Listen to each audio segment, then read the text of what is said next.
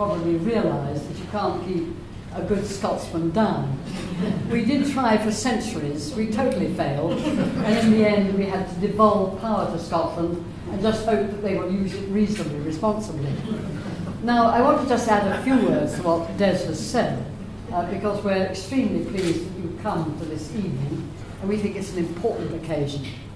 The first thing to say is that you will know, by looking at the picture of a more distinguished gang of four than the one I belong to, that these are four men who, between them, have effectively been the reason why the world has not slid towards nuclear warfare over the last 30 years. We owe a huge debt of gratitude to them, to George Shultz, to William Perry, to Sam Nunn, and to Henry Kissinger, who is not here but will be here in the morning. Why do I say that? Because almost immediately after the opportunity arose to try to create a new relationship with Russia, when Mr. Gorbachev, out of an extraordinary act of courage and imagination, decided to bring to an end the divisions of the Cold War. It was Sam Nunn, Richard Lugar, who cannot be here, and William Perry and George Shultz, who seized upon that opportunity to create a new relationship with Russia. And out of that new relationship came a security understanding which has meant that nuclear weapons and nuclear materials in Russia have been safeguarded as a result of an understanding that was reached outside the range of governments, but between Americans who are committed to the idea of a nuclear-free world and Russians, in the case of Mr. Gorbachev, who are willing to accept that kind of challenge. So we owe them a very great deal, because in some ways it's close to a miracle that there has been no nuclear war since 1945. Close to a miracle. And many people perhaps forget how very close we came to destroying that miracle, not least during the Cuban Missile Crisis, but also on at least several other occasions.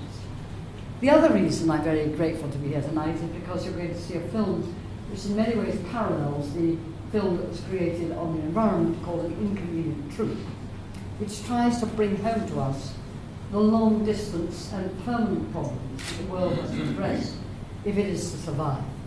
And I think you will find, as we do, that it's a very impressive and powerful film.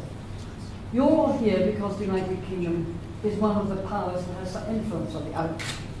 And I share the tribute that was paid by, about just now, by Des to Margaret Beckett and to her colleague Malcolm for having started that process going.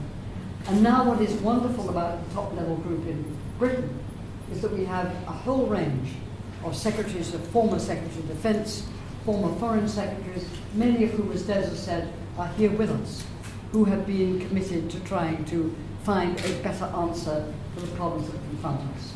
So I won't hold you up any longer. You have many people to talk to and many things to do. But it is for me a privilege to be here, and a great privilege that people like George Shultz have flown all the way from California without stopping in order to be present.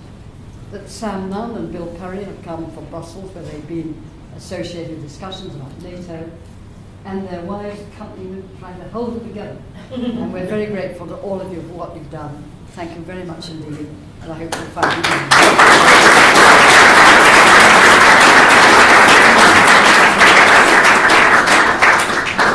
Shirley, I don't propose to make another speech, but I deliberately did not mention this gentleman because he deserves a special place in our acknowledgement of his presence, and that's Ben Goddard, who wrote and directed this film, who is with us this evening.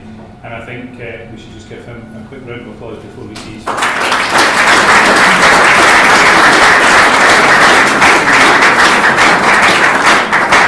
should almost mention Mr. Tobias Elwood, in front of the Member of Parliament, who will be actually presiding over the discussion, which will be brief, but I hope very pointed, because it's a very rare and great opportunity immediately after the film.